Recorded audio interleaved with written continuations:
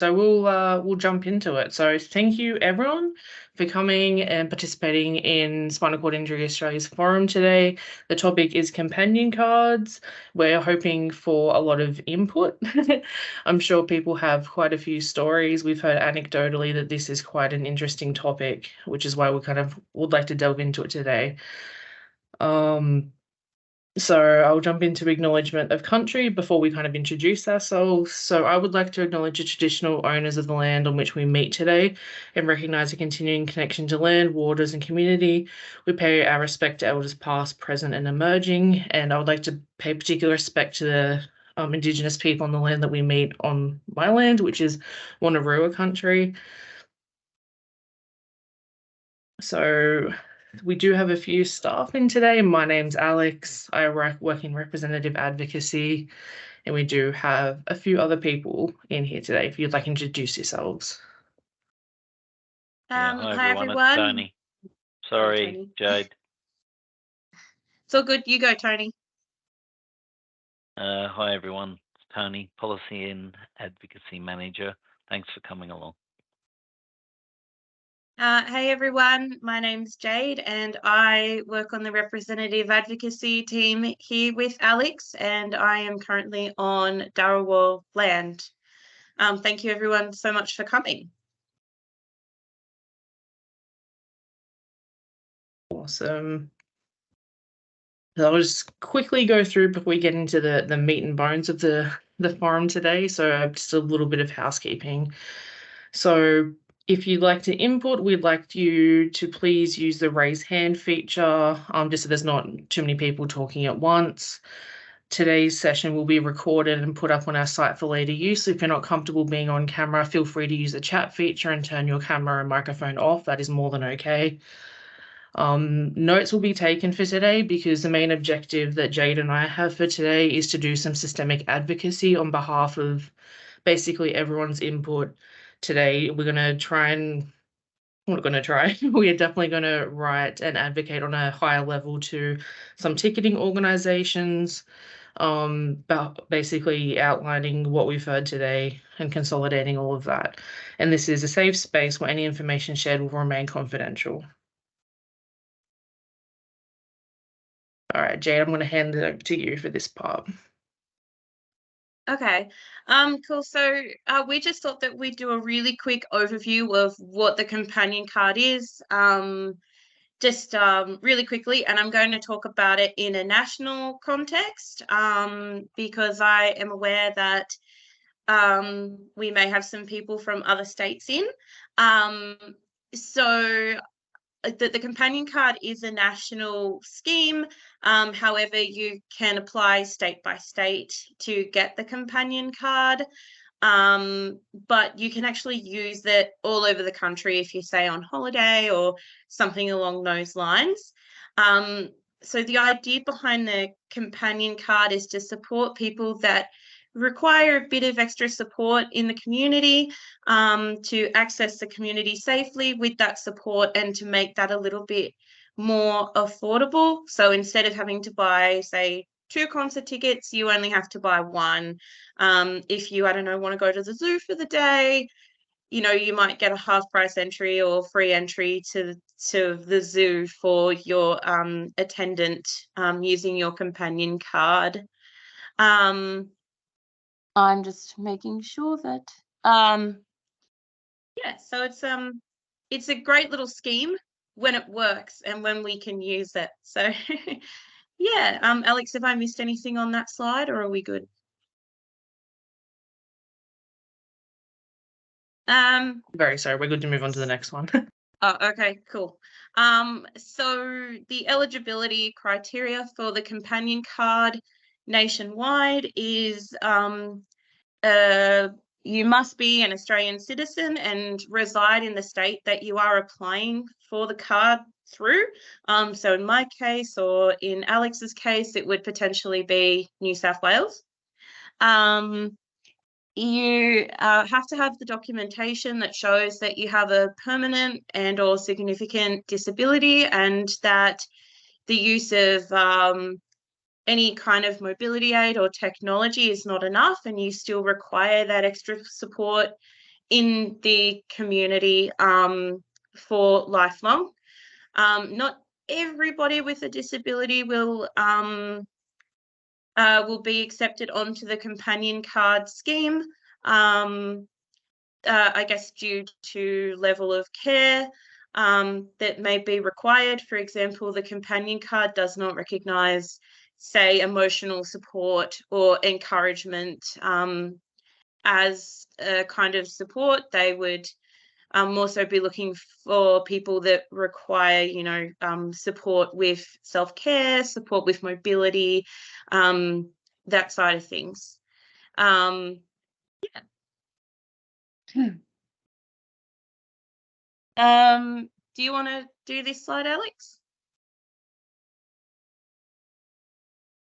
Yeah, so this slide basically outlines attendant care support. So it's pretty much breaking down in the companion card, like basically who can be considered a companion. Again, like Jade has touched on, it cannot be funded for emotional support. So attendant care support includes significant assistance with mobility, communication, self-care, or planning. Sorry, just admitting someone. Awesome.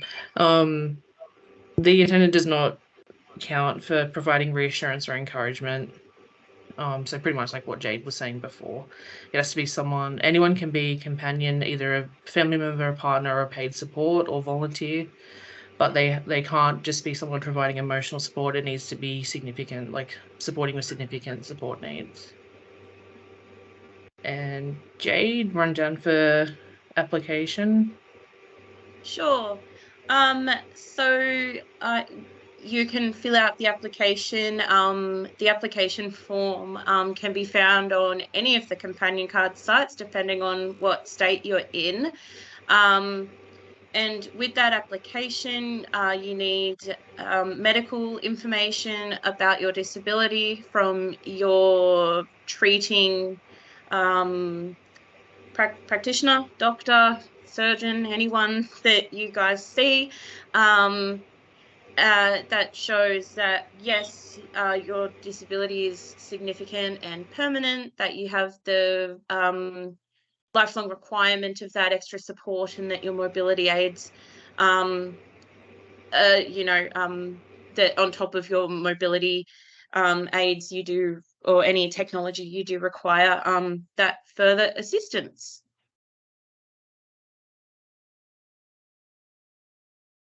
So the next part of this, we're going to kind of run down some pros and cons, but I'd like to get a feel for the room before we jump into what we've kind of summarized as main pros and cons for using companion cards. I'd like to kind of throw it out to the guests in the room if anyone's comfortable sharing who utilizes companion cards and what pros and cons that you've all found so far in your own experience, if anyone would like to contribute.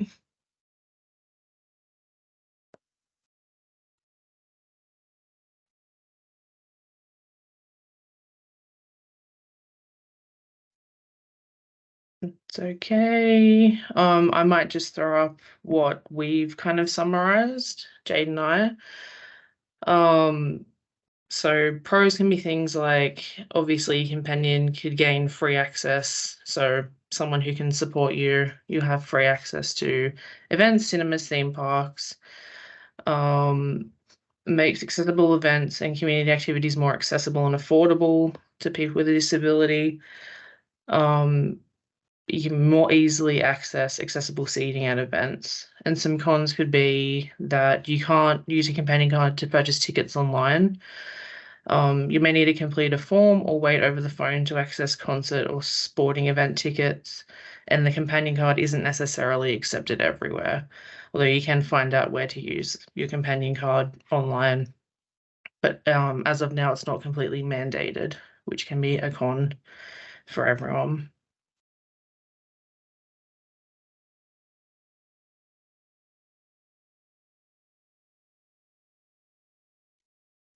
Jade. Sure.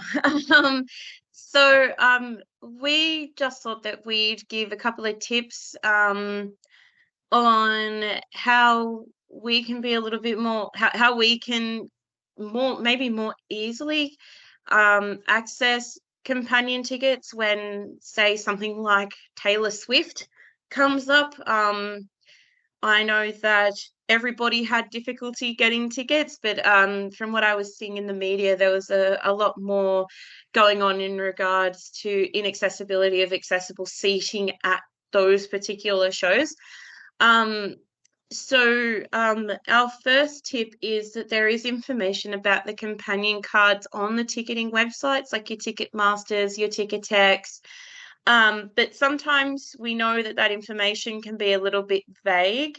So if you do look at that information and you do find that info to be a little bit vague, give the ticketing provider a call and just ask, can you please clarify this piece of information about the companion ticket? And another, I guess, piece of advice that we have is it may also be worth calling the venue, because sometimes if you would like accessible seating, you do need to buy your ticket through the venue. So for instance, I know that at Wynn Entertainment Centre down here in Wollongong, if we would like to get accessible tickets, we actually have to call and buy our tickets through Wynn Entertainment Centre, not the ticketing provider. So I would usually call a day in advance and just make sure that my information is correct. And that just makes sure that I'm calling the right place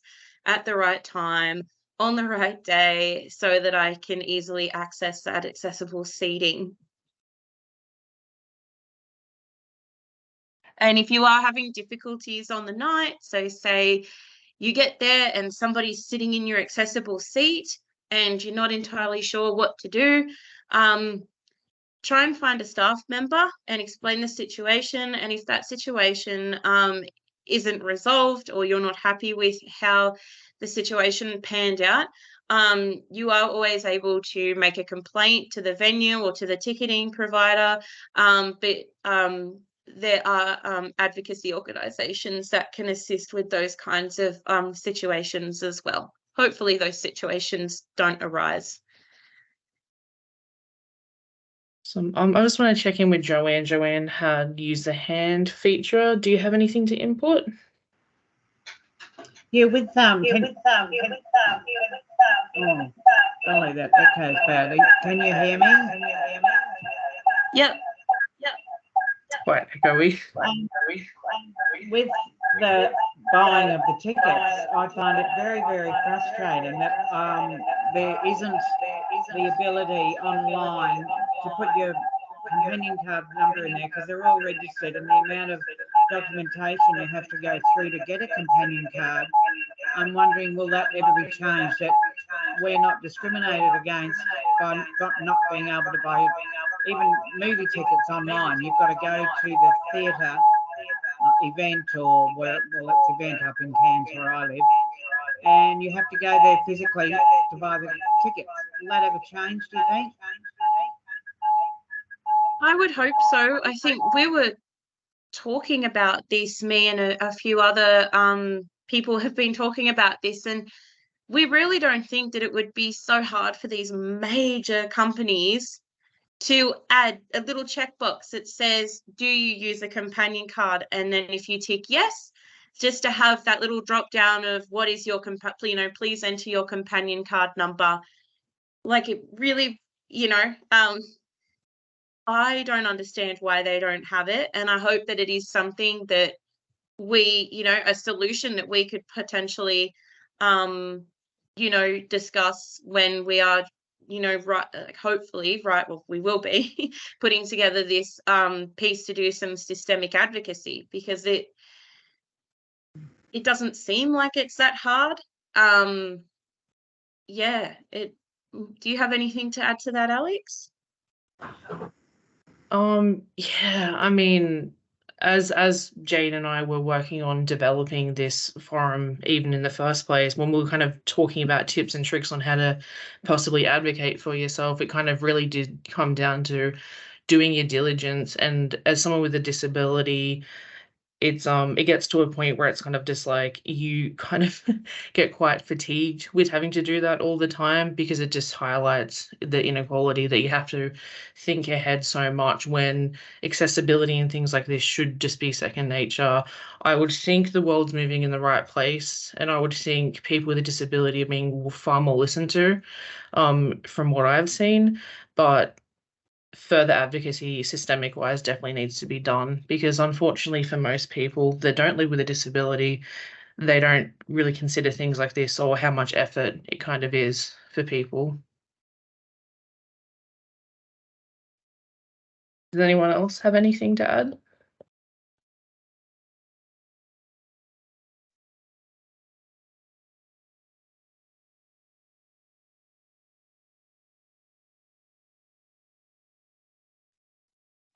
So what I've just included here is more of a bit of a prompt for us to talk about, I guess, the reason that we have built this forum today is because I guess the absolute chaos, that was the Taylor Swift tour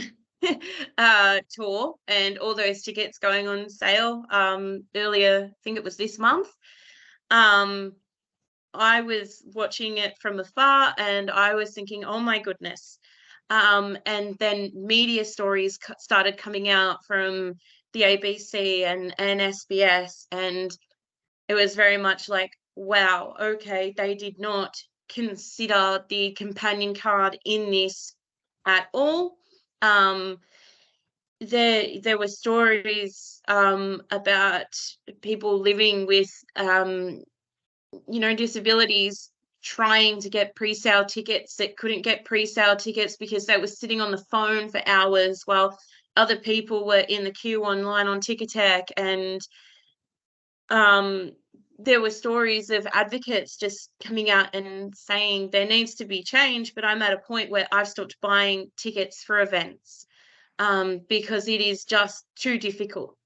And I think that's why we wanted to put this together, because we wanted to, I guess, open up a discussion with you guys about this, because I think that there is a place where some advocacy can be done, whether that's with towards the government, whether that's towards the ticketing providers, the movie theaters, the stadiums and like the venues. We just think that we'd like to hear from you guys around this, because I think that it's important that if we're advocating on your behalf, that we need to hear from you and what you guys would like to be said as well, and what outcomes you would be hoping for. But I guess I also want to highlight that there are some musicians out there that are starting to try and make a more accessible event. I guess my prime example is Coldplay. I don't know if anybody listens to Coldplay. They're not really my cup of tea, but they are starting to take disability into consideration. They have local Auslan interpreters. They do tactile tours of the stage for visually impaired and blind people. And they also have sensory packs for people living with autism. So we would hope, I guess I'm hoping, that if they were ever to come out to Australia, hopefully we'd be hoping that accessible seating and access to companion tickets would hopefully be easier. But again, a lot of the time that's also on the ticketing provider and on the venue. Yeah. Tony, you have your hand raised, and then we'll jump to Simon. Yeah. Oh, look, I was just going to say, I think it's a lack of will on some of these big venues. There are some smaller ones that do offer that ability to be able to use your companion card and to be able to book. And I guess my question to everyone is, have you ever been in a circumstance where because you have to phone a separate number, having to go through that process have you found that the tickets have already been fully booked out, and that has disadvantaged you? I would guess the answer to that is yes.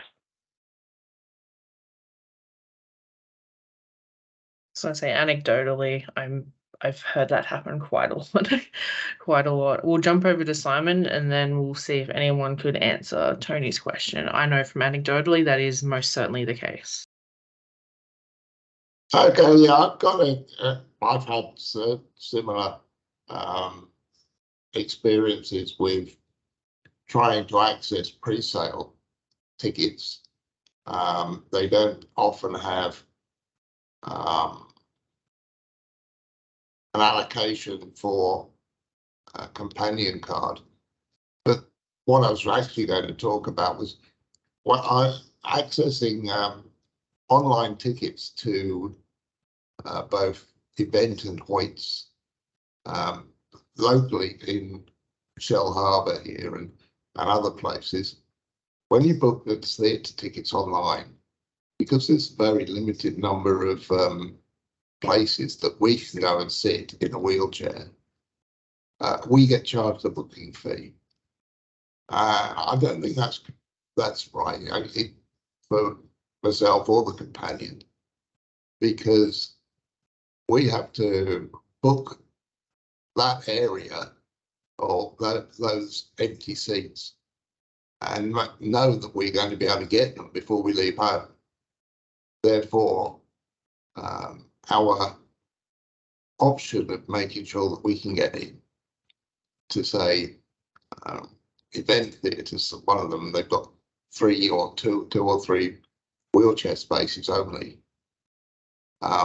So I don't want to travel 30 minutes to get there to find out that they've been taken. So I have to book them online, and you get charged with a $1.50 booking per card or per seat. So that's a problem with the companion card, because you do get charged a little bit more.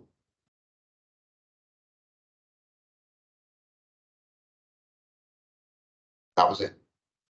Yeah, that seems a little bit ridiculous to me.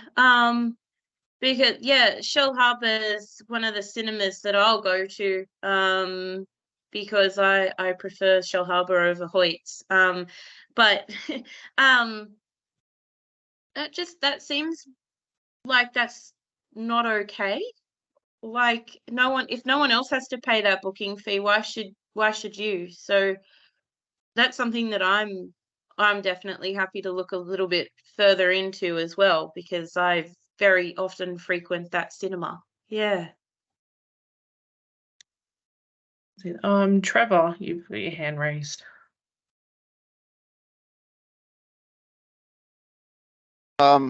Yes, can you hear me? Can you hear me? Yes, we can. Yep. Yeah. Okay. I don't care about Taylor Swift, honestly. I've got Spotify. I can get her a lot easier on Spotify. First of all, on slide 8, there was a dot point there about the NDIS, and if you've got the NDIS, you're ineligible for the companion card. That's news to me. I didn't know that. I'm in the ACT, and I've never had any problems with the companion card per se, with the exception that you book a ticket, you've got a slot where you park yourself and your wheelchair, and the companion is probably 10 rows away. And that's annoying for me. The idea of having a companion is that they're close to you, not necessarily 10 rows away. So that's an annoying thing for me. The other thing is, and I know this might sound a bit wrong, but we tend to get one spot. You're either way down the back, way down the front, or in the wings. I would like it if your companion card, you've got a little bit of choice.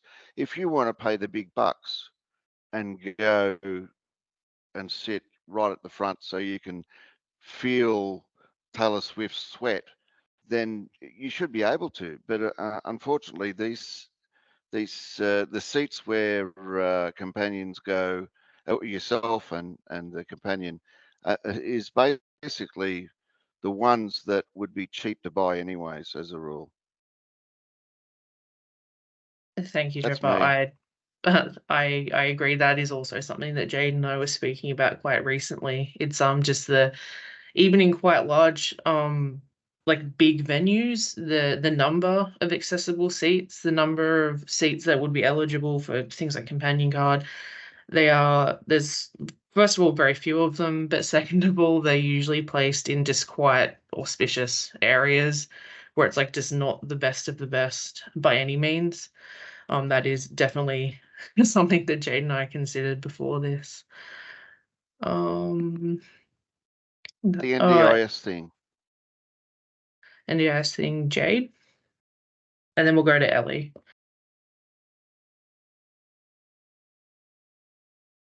Yeah, that NDIS, that's not true, Trevor. I don't know where you might have read that, but you can be an NDIS participant and have the companion card, and I know that from my own experience. It was on slide 8. Was it? Yep. Dot point on slide 8. This one?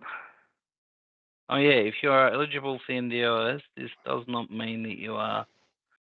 This does not mean that you are eligible. Oh, we meant by that, I'll go back and I'll highlight it. We meant by that is just because you are on the NDS doesn't mean you're automatically eligible. Sorry, it probably just read wrong.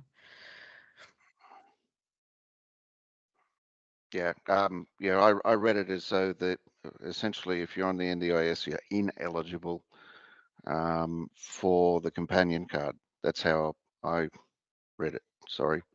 No, apologies, that's on us. That's on us for not being clear enough. Pretty much, yeah. We meant that just because you are eligible for NDS doesn't mean that necessarily you can be eligible for companion. The two are not mutually exclusive. You can be, and also you can't be, depending on disability and support needs. Ellie, you have your hand up. Yeah, hi. Thank you. So pre-sale for Paul McCartney tickets are going on tomorrow. What suggestions do you have for me and others who are wanting to go? I rang Ticketek, the disability line, and they said that the tickets are going on sale on the 11th of August. And I asked them, I said, oh, is that pre-sale? And they said, yeah, that's pre-sale. But then when I went online and checked on Telstra Plus, customers, their pre-sale is tomorrow. And so is Frontier. They're on pre-sale tomorrow. So Ticketek disability hotline, you can't get them on pre-sale. So how we're going to compete if we can't get them on pre-sale? How are we going to compete with everyone buying all these tickets? And yeah, just like Trevor said, you can't even pick where you can sit. For example, the State Theatre, you've only got the option of at the back there and on the main level, and you really can't sit anywhere else. And there's other venues that's the same. They sort of treat us like second-class citizens, where you have to just be dumped in wherever they think you should sit.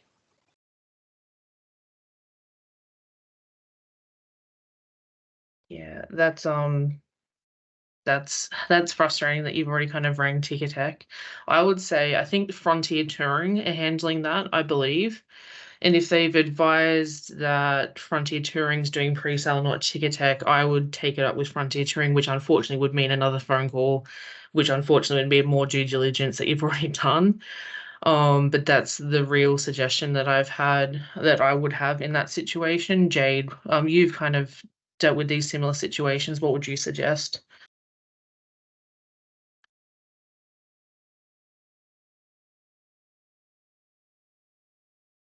Jade's frozen. She's on mute. Jade might be having Jade's on technical mute. difficulties. I didn't know she's There been we go. talking for quite a while. Yeah, Coffee. sorry. I don't know if Okay. it's to us or to others. Sorry, I'm legally blind, guys, so my apologies. I forgot that I turned myself on mute there. So when I was trying to talk about the NDIS stuff earlier, no one could hear me. Okay. So in my experience, I'm really lucky that because I'm legally blind, I'm able to just go and buy pre-sale tickets. So I don't know.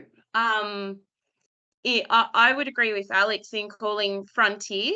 But again, they may just say the same thing. Oh, we don't hold tickets for accessibility and companion tickets. You have to wait till the 11th. And that doesn't seem fair, right? That does not seem fair at all. So, you know, this is another piece of feedback that we can take and put into words, into advocacy words, and because this is something that happens all the time, and it's not okay. But have you also tried calling the state theatre? Was it the state theatres where it's at? Oh, no, that was just an example of previous okay. times. No, it's Yeah. at the Allianz. It's going to be at the Allianz. There is. There is one thing I would say, and this is not in any way a great answer, but sometimes it does depend on the venue. Some venues seem to be better at this than others, and where there are accessibility or specific seats for people that are wheelchair users, an example, they should be holding those seats specifically for people that do book. And like the Opera House, I know with their recent changes with the concert hall, when you go see a rock concert at the Opera House, they seem to have a better approach to actually holding specific seats. But yeah, I think it probably is venue specific. Yeah, it might maybe be worth calling Allianz after this and maybe just asking, just saying, hey, are you good? Because I do know that when I went to buy Matchbox 20 tickets recently, I will be taking my guide dog with me, so I need a specific type of seat, and I was able to call them during the pre-sale and get a particular type of seat for me and my guide dog. So maybe it might be worth contacting Allianz Stadium and just explaining the situation and asking what they do, whether you can call them tomorrow or whether you need to wait until the 11th. Okay, thanks for that. No, that's okay. Peter has his hand raised. Yeah, hi guys. So just listening into with the Paul McCartney and that. I seen the prices yesterday and I'm like, okay, he's a great musician, but yeah, her bloke's got to get a reality check. So, and then for the Taylor Swift thing, yeah, that was pretty unfortunate for people. Any form of disability and that got treated that way, which was pretty substandard. What I've found with the companion card and whatnot, it's been great. in the sense I've been able to take friends or family members with me and been able to sit beside me. It was probably been once where we've been separated, I think ICC, probably 4 years ago, because it was sold out at the time. They put us in seating, but it wasn't too far away, so it wasn't a complete inconvenience. It's just but kudos is great. The big stadium at Homebush, the accessibility there, it's good. What else? ICC, Enmore Theatre. It's like second home to me. You got a great spot sitting in there because you go to the ticket office, pick up the card, go in the door, you're straight there. The amenities are right beside you, and then if you need any help, you just call out.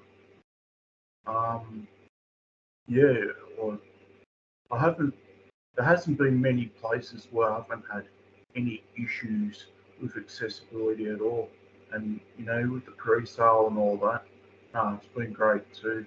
Gearing up the venues, and they're usually helpful, but very rarely I've had a problem where they said, got to ring back, so to say. So I hope that helps. No, thank you very much, Peter. I'm glad that your experience has been mostly positive. That's really good that the system in place is working for the most part for you. That's great. Yeah. So I guess like Tony was speaking about before, in terms of outcomes, what would we like to see happen? We've heard, well, I'm just trying to collate data as we're talking now. We've heard that we'd like more choice in seating. It's not fair for anyone that you kind of get a certain section, and if you get what you get and you don't get upset, essentially.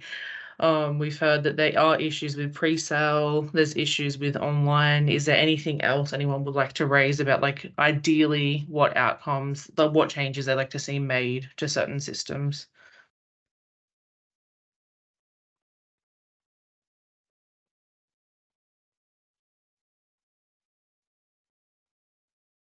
Tony?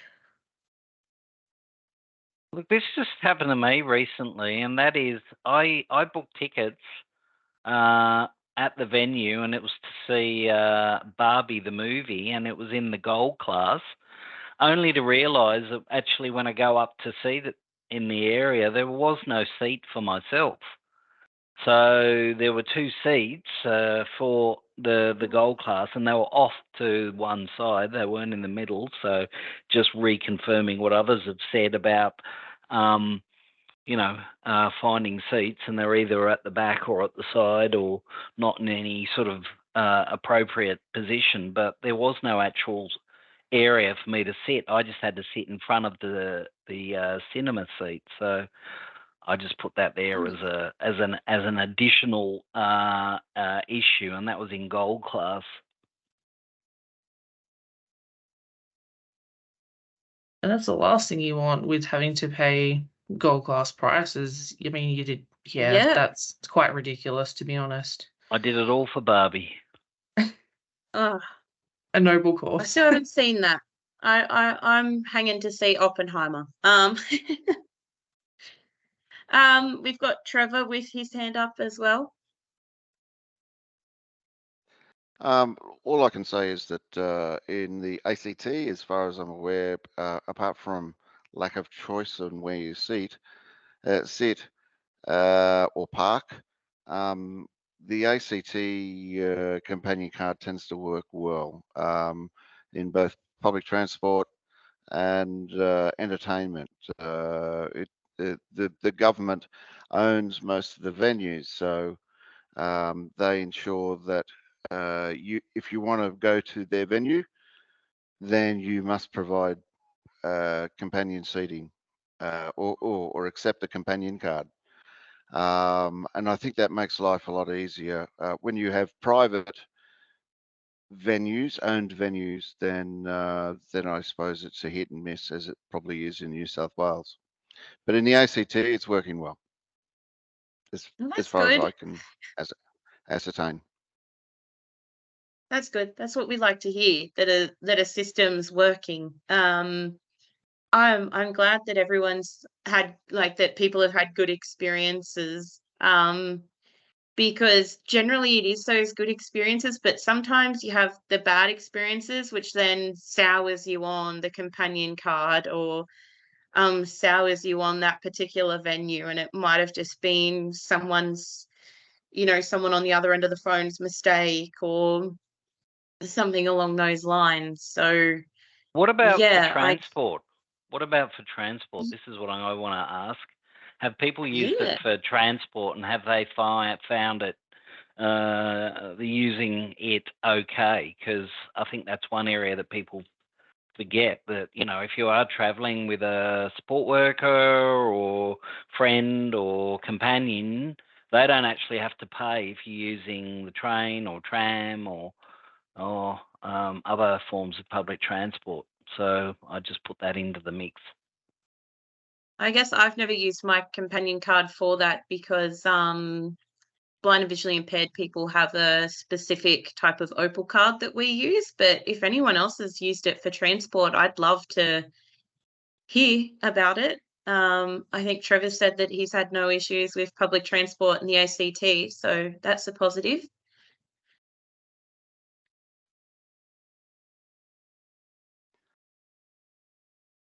And Pete's just put up in chat that he forgot to mention that the Opera House can get like quite good seats with being a wheelchair user, and that's excellent. I'm glad that's really the case. positive. Trevor. Yeah, just one other thing. We've talked a lot about entertainment, but I'd like to see the companion card used for other things, such as expos, conferences, because it's been a while since I've been to a conference, because they're so expensive to attend, and just beyond, so it'd be good if the companion card could be extended beyond just entertainment and public transport, but in other areas where say you may want to go and attend, but it's just too expensive, particularly if you take a companion. Just on that, Trevor, you should be able to use it, or at least whoever is doing the conference should recognise when you do have a disability. If you're going to bring a support worker, and I know that only because through our work I've had to attend a couple of conferences recently, and I didn't have to use the companion car, but after I purchased the ticket, if you actually contact them, or even prior to buying the ticket, if you just double check with them, they should recognise your needs and allow for a support worker to come at no cost.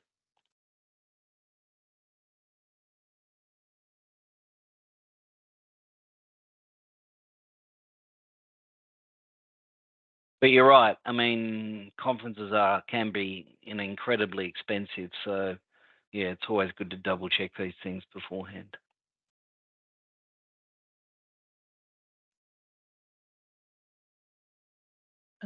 Joanne? Hello. I just think overall, with using anything to do with disability, we just need to be treated with more respect. I've only been in a disability situation for 3 years, and oh my goodness, my life has done a big turnaround, and people are just so rude to people with a disability, and I hope to God I wasn't one of those before I became disabled. That's what everyone is saying, that other people can buy we've got to wait for a phone call back. We get seats in the back. Well, it's just no respect, in my opinion.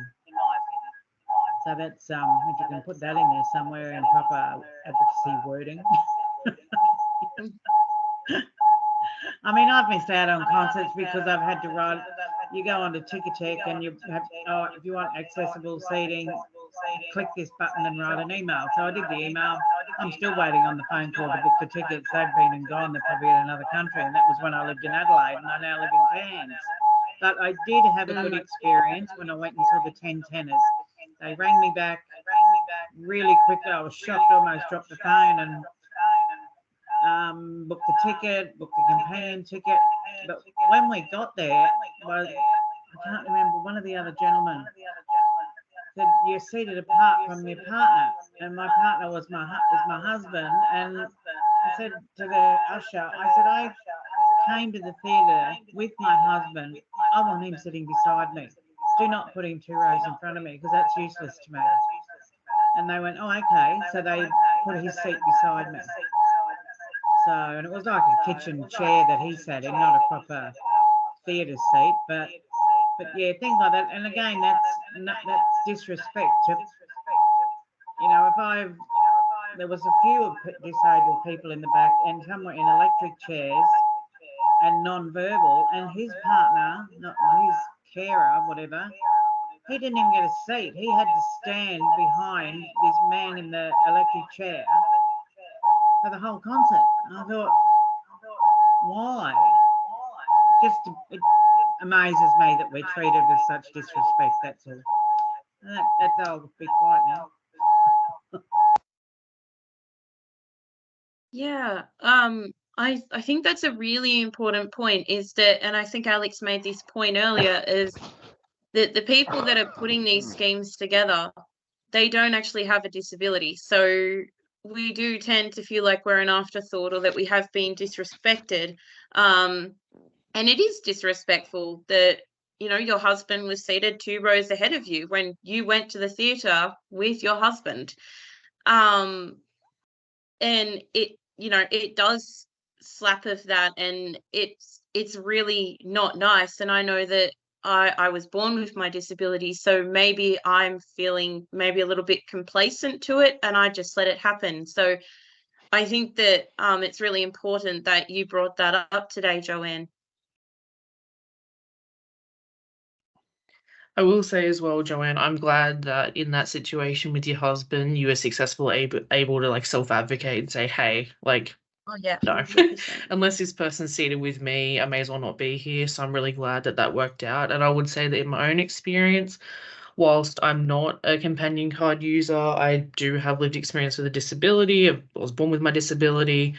I've generally had positive experience in speaking to staff at events and just being like, hey, I'm having a sensory issue. Can I please be seated elsewhere? They're usually more than happy if it isn't booked out to kind of shuffle me around. So I know that's been positive for me, which is encouraging. Hey, Joanne, they're power chairs, not electric chairs. Electric chairs, that's where you send criminals. Good distinction, Trevor.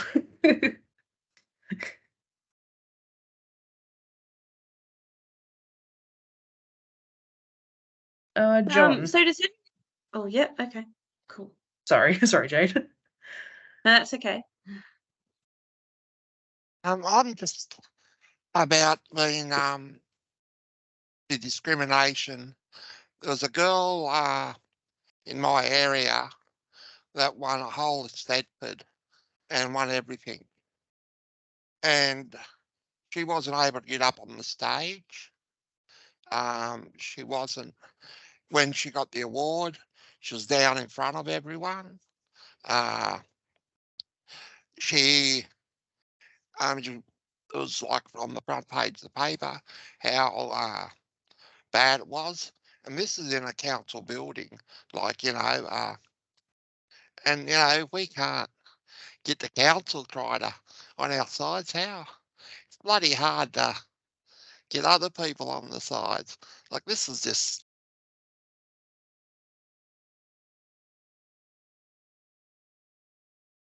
Sorry, you put yourself on mute.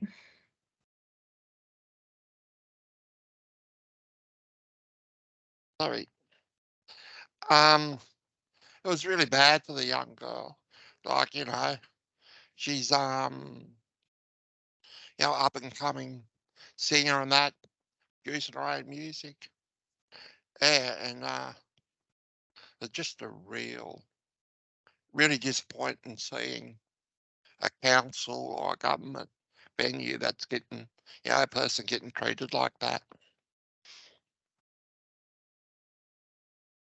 Yeah, that is, I know from seeing it myself, it is really hard to watch, especially, you know, you've got a government building, like it's town hall, like it should be accessible. Yeah.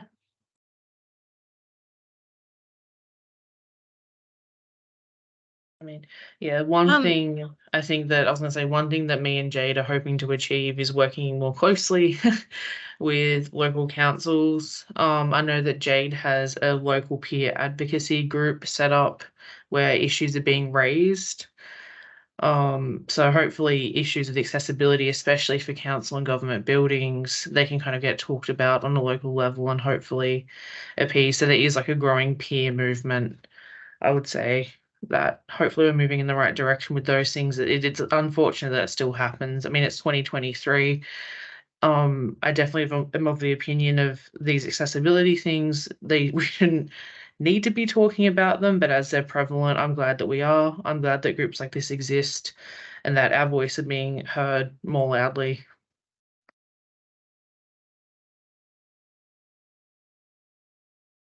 So does anyone else have anything to say about companion cards? And after that, we've just got a couple of little housekeeping things and some little announcements to make. Yeah, if anyone has anything else to say about companion cards, we'll go to that.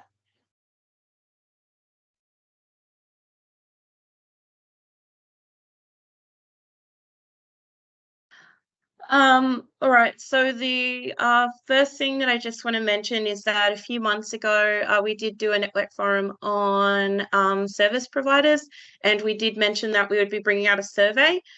We have that survey ready.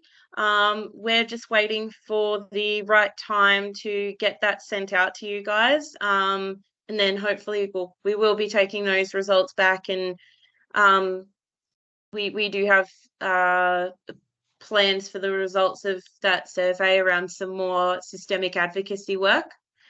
And our second announcement is, so our last forum was on person-centered emergency preparedness. Since then, we've had a project officer come on to help us set up some workshops around that person-centered emergency preparedness. And we have put together an email and a survey that is going to be sent out. We will initially be starting these workshops in Wollongong. They're going to be the guinea pigs, the Wollongong, Shoalhaven, Shell Harbour kind of area. So if you're from there, please come along to our very first sessions. We're hoping to get those up and running as soon as possible. We just want to do this survey and consult with you guys about, you know, what you would like from these workshops, days and times that suit you best, all that kind of stuff. We want to make sure that as many people can come along when we run them in your area as humanly possible. So we do intend on expanding those workshops out across New South Wales, whether that's in face-to-face or via something like Microsoft Teams. They will be coming to an area near you. Alex, do you have anything to say on that? Yeah, I was just gonna say the intention between of us doing person-centered emergency preparedness is just with the rising emergencies we've been having. Climate change is real, it's occurring. There's all of these things, fires and floods and all of those great things. And local councils tend to not think so much about, in their emergency plans, about people with a disability. So putting together a person-centered emergency plan is a way to kind of prepare yourself for that. Jade and I will be two facilitators. We're hoping to have some more. Like Jade said, it'll be initially face-to-face in Wollongong just as our flagship, but hoping to expand to online, different regions. I'm personally in Hunter region, but I can travel. So it's just going to depend on interest, but we are very passionate about this. I know that my local council's emergency plan is quite poor, especially when considering people with a disability. So we're hoping to have input from local council so they're more aware of a project like this, as well as local emergency services as well. Tony. Yeah, look, all I was going to add was that if you are interested in participating in those workshops, I've just put our email address in the chat. So just flick us an email at representative@scia.org.au, and when we send out all of our material and survey, and yeah, we'll make sure that you're kept in the loop. I also know that we do have someone here from Cairns today. If you are interested in that person-centered emergency preparedness side of things, and you would like some more information or anything like that, Queenslander QDN, Queenslanders Disability Network, are actually doing online workshops to help with building your own emergency plan. So if you're interested in that, please send us an email and we can send you the details on that one as well.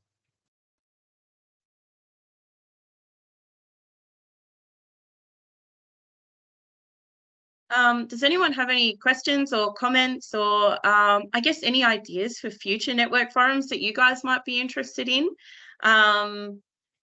We'd love to hear from you guys about that. Any topics that you'd like raised at these forums, anything that you think that should be discussed?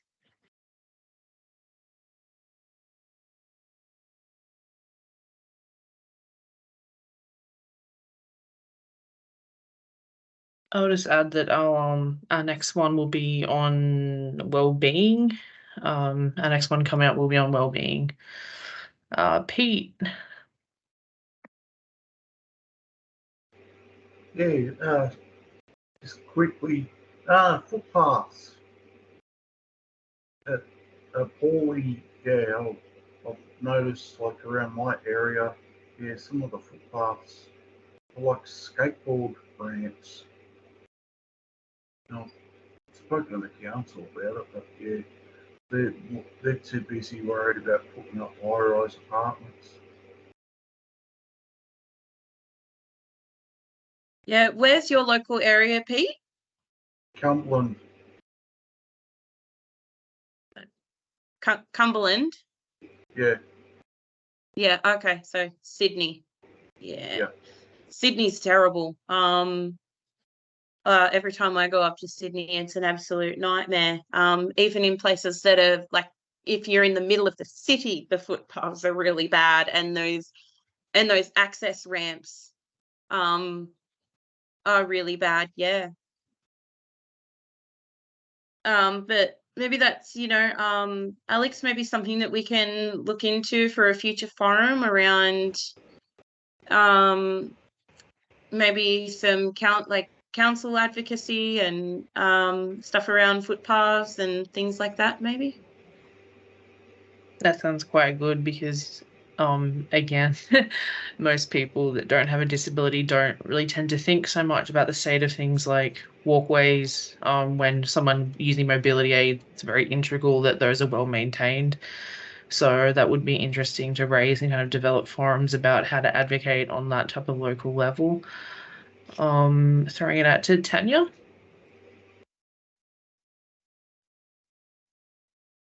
Yeah, Pete, did you reach out to the Cumberland Access Committee?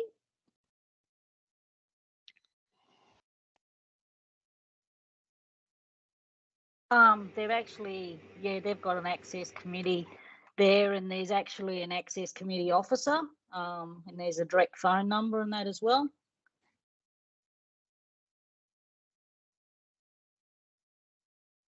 It's actually really awesome. Yeah,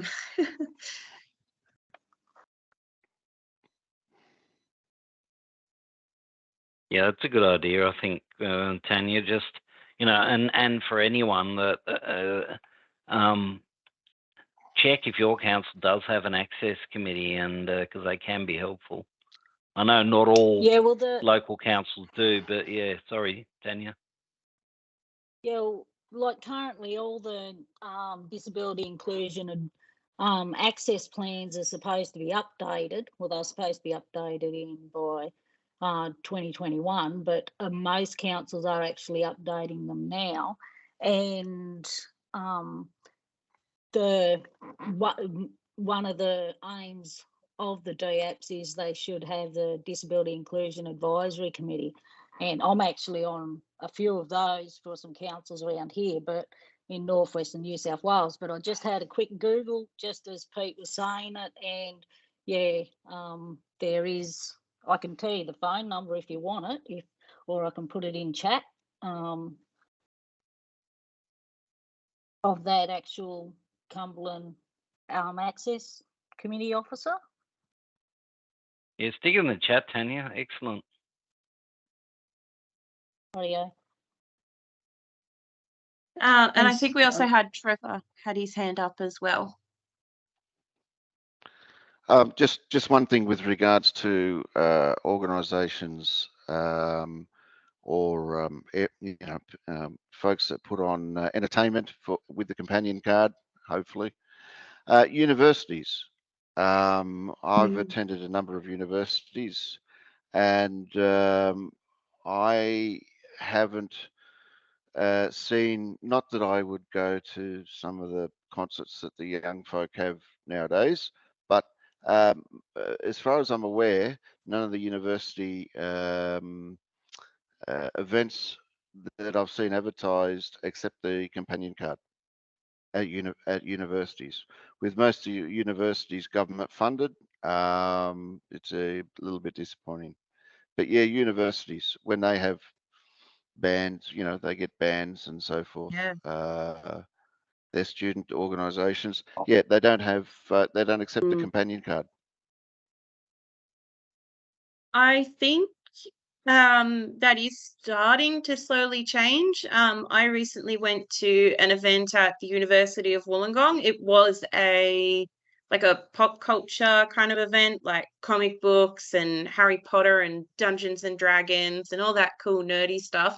And they actually advertised on their Facebook event page that if you have a companion card, just turn up on the day with your companion card and your companion will be let in for free. So I think it is starting to be thought of in that area, with kind of like younger people starting to organise events.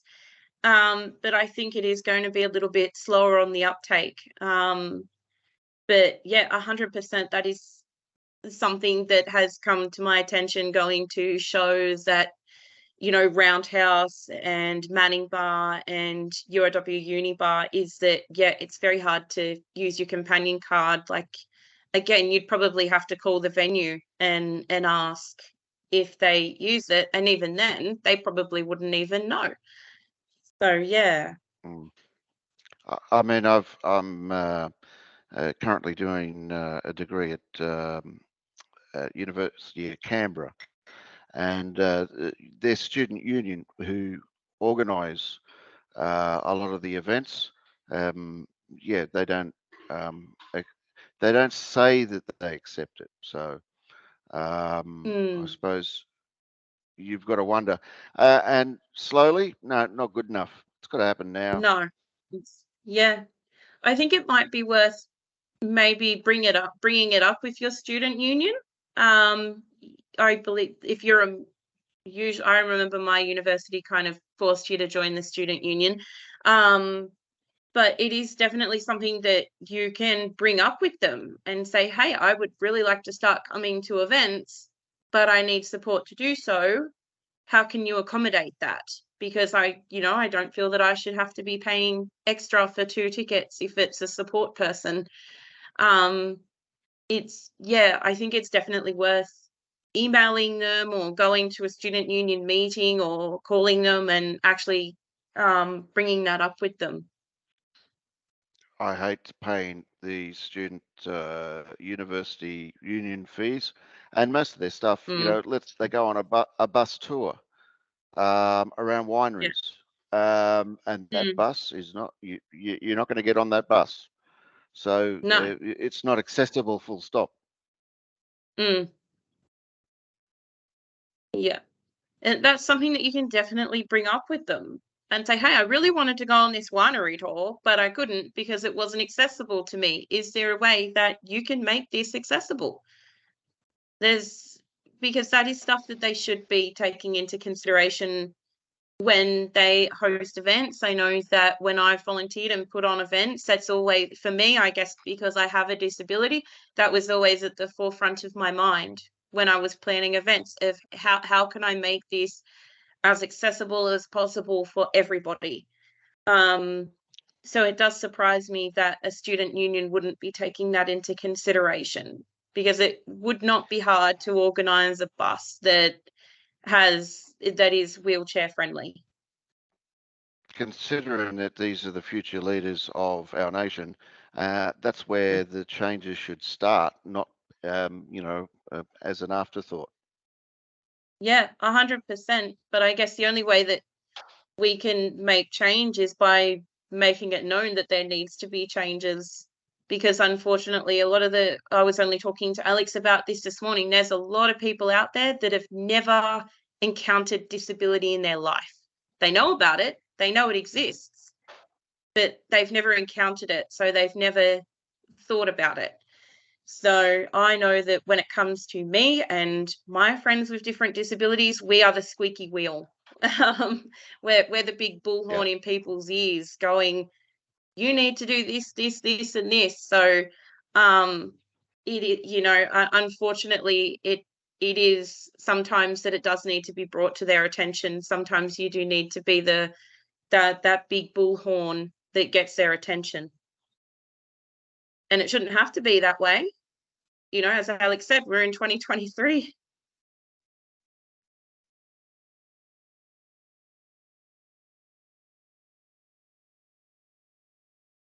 But yes, you are right. There does need to be a lot of change, and I'm sure that we would all prefer it to happen sooner rather than later, faster than slower, definitely. I will just say that Tony's put up in chat that we have our next network forum on general health, wellbeing, and mental health on September 13th. So just flagging that for anyone who would be interested. We'll be sending out registrations in the coming month. Also, it would be great to have input and to have people come. That'd be excellent. And just on that, we've got someone coming, and it's the first part of it is the spinal cord injury health maintenance toolkit. It's been digitized, and there is a new mental health module to it. So we've got someone coming along to speak to that and the digitization. Tanya knows all about it because she was on the steering committee. And we've also got someone coming along from, we have a resilience program that we do for people with a spinal cord injury, and it's around mental health. So we've got Emily coming along to talk to that issue as well. So that's in the next forum.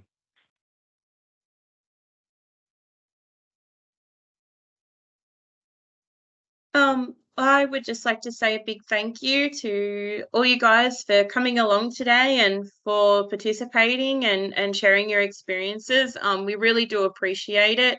We know that talking about issues surrounding discrimination are very personal and can sometimes bring up a lot of emotion. So I would just like to thank you all for coming along and sharing those experiences. We really, really do appreciate it. And Alex and I are going to go away and do some systemic work and basically write a letter to these providers, because we know that there needs to be a change. And I think the more that we act like the squeaky wheel, and basically bring up, hey, these are the issues, the harder it is for them to ignore. So thank you so much for coming along and sharing your experiences and participating today. Thank you so much, everyone. We'll get a bit of an early mark because everyone seems to be companion carded out, and that is fair enough. But thank you so much. And we hope to see you in the next forum. If you have any questions, queries, reach out. Our email address is in the chat. And thanks again.